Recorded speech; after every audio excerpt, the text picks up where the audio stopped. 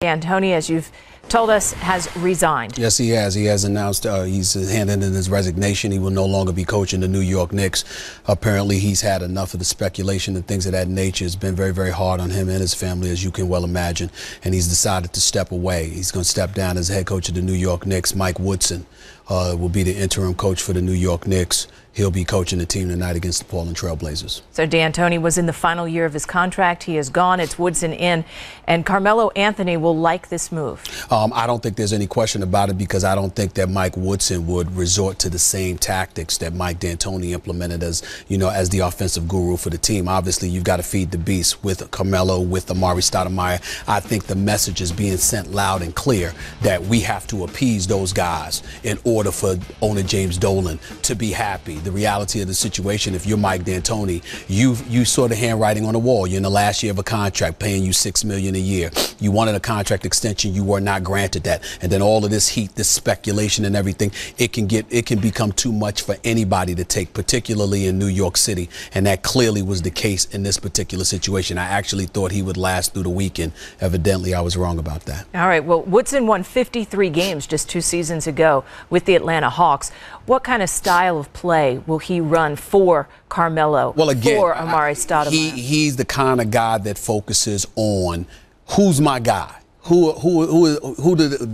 deserves the attention? If Joe Johnson is getting paid in the midst of a $119 million contract, I'm going to get him the ball. Josh Smith wanted the ball. He wanted more plays called for him. He thought he deserved it. He got some plays called for him, but he wasn't Joe Johnson. Mike Woodson is the type of guy that focuses on those things. He still has a lot to prove, though, because even though he was the defensive guru for the New York Knicks, it's one of those situations where you're looking at him and saying, excuse me, they haven't been stalwarts defensively. They've had their moments, but they haven't been that great. So this is basically an audition for Mike Woodson. Can you get it done over these last 24 games or so? If you can't do that, then you'll be out too. And that's basically the situation going on with the New York Knicks right now. Well, if you're Carmelo Anthony, who, by the way, is averaging second fewest points per season for him since 04-05. I mean, the idea of having a coach running some isolation plays for you is going to look mighty enticing. Yes. They're playing Portland and Indiana, and this is a crucial stretch for them as they're on the outside of the playoffs looking in. Every game right now is crucial for the New York Knicks because they've looked pathetic. Let's just be quite honest. They've been god-awful. We all know this. We have a level of expectations that have been attached to this organization that they quite frankly have not lived up to. I am a native New Yorker. I am a diehard Knicks fan,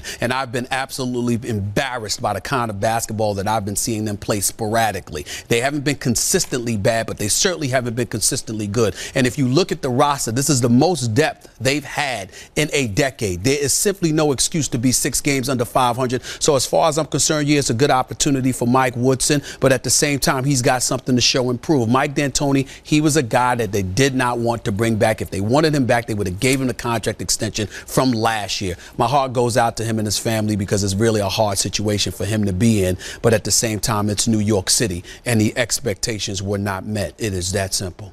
So Mike Woodson has an audition, but you floated something out earlier today on SportsCenter. Phil Jackson. Well, Phil Jackson has always wanted to end his career coaching the New York Knicks. This is something I reported last April when he was still coaching the Los Angeles Lakers. He was going to leave, but he was not going to retire. The plan was to leave the Lakers, take a year off, and then come and coach the New York Knicks franchise. And as great as Mike Woodson, I mean, I can't even tell you, Mike Woodson has to do a great job. He was a good coach. He's respected, but he's no Phil Jackson. So do you understand the kind of job that he has to do in order for you to justify moving forward with him, as opposed to bringing in an 11-time champion who, by the way, was the last a champion as a player with the New York Knicks in their 1973 team. That would be 39 years that the New York Knicks have not won a world championship. And the player that was on that squad was Phil Jackson. So there's a bit of nostalgia when it comes to that kind of situation.